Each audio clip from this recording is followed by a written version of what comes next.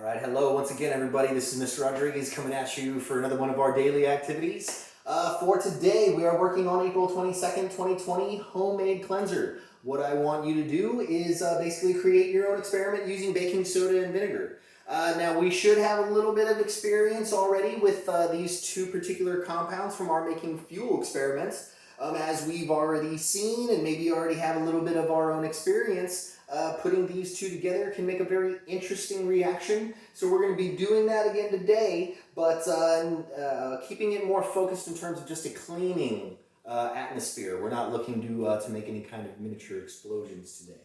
What I want you to do is record the amounts of each material and see what more or less does to your mixture. So for example, if the first time you make this compound, you're using 4 ounces of vinegar and a tablespoon of baking soda, well, maybe the second time you do it, you only use 2 ounces of vinegar, or maybe you use 3 tablespoons of baking soda. So make sure that you're using that differential so you can see different results from this experiment. Lastly, what I want you to do is record your findings and let me know what interesting kind of reactions that you were able to reserve. So what Mr. Rodriguez is actually doing for you with this video is I'm attaching a little experiment that I'm going to be doing using vinegar and baking soda to clean up one of the super rusty tools that I found in my backyard when I first moved into my house. So hopefully that will give you a visual for those of you who can't do this experiment at home. And also for those of you who can do this experiment, hopefully that'll give you just a little supplemental visual to extend on your findings and observations. As always, if you do have questions, confused about anything, please make sure you're reaching out to me, whether it's on Edmodo, give me a phone call, send me an email. I do want to help you if you do have questions. Lastly, course right, broken record. I hope you are doing well. I hope you are healthy. I hope you are safe. And as always, reach out to me if need be. I will see you again tomorrow. Have a good day. Please make sure that number 1, you did get permission to do this experiment from your parent or guardian. We don't want to be just jumping into these activities if we don't have the proper permittance to do so. Also, number 2, let's make sure that we're being respectful and responsible with the materials that we do have. If you are allowed to do this at your home, don't just start experimenting away and wasting any kind of materials if we don't need to be utilizing in excess. And number 3, and most importantly, make sure that we are staying safe if we are doing this experiment. As you can see, I've got my protective gloves on here. I also am currently wearing some protective goggles. Should look relatively familiar. And I also have my coffee table covered with some linen that I can afford to throw away if it gets dirty.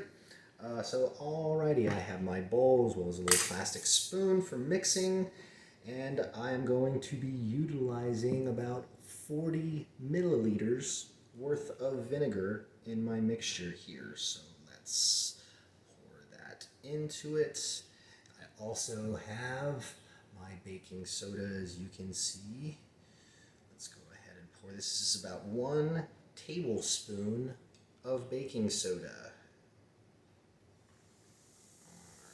As you can see, we're already seeing that reaction, just like we did in our making fuel experiments some days back. And what are we going to be cleaning? Well, I have this super rusty pair of pliers here. I got my paper towel that I am going to dip in here, and as you can see, it's starting to form a little bit of a paste, and I'm just going to apply that kind of all over the place and start going in cleaning mode. As you can see from some of this excess that's dripping off, it's starting to loosen up some of this some of this rust that's been collecting on this tool that previous owner of my house, I guess, just left in the backyard, didn't need it. Well, it's a good thing they did, because now Mr. Rodriguez was able to use this for his experiments. Let's see if I can collect a good amount of this material here. Just kind of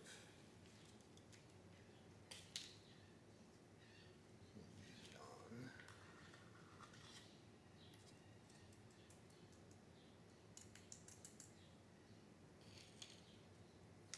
So I'm actually just going to kind of leave that caked on for a little bit and see what that might do as far as helping us to clean this set of pliers. So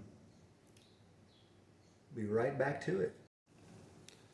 Okay, so it has been about a half hour or so since I kind of left this little mixture on my pair of pliers here. Get a little bit better view of it. So okay, let's see if there's any more of this rust that I'm going to be able to take off this pair of pliers. What I'm actually going to do is, even as you can see, I still have some of my original mixture in here. I'm going to kind of pick up some of that.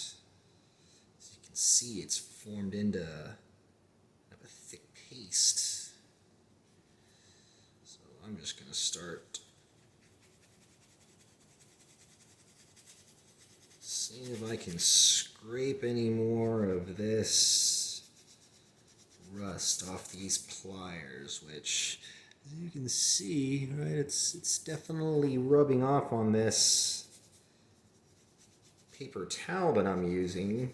Maybe if I had some stronger material, I can actually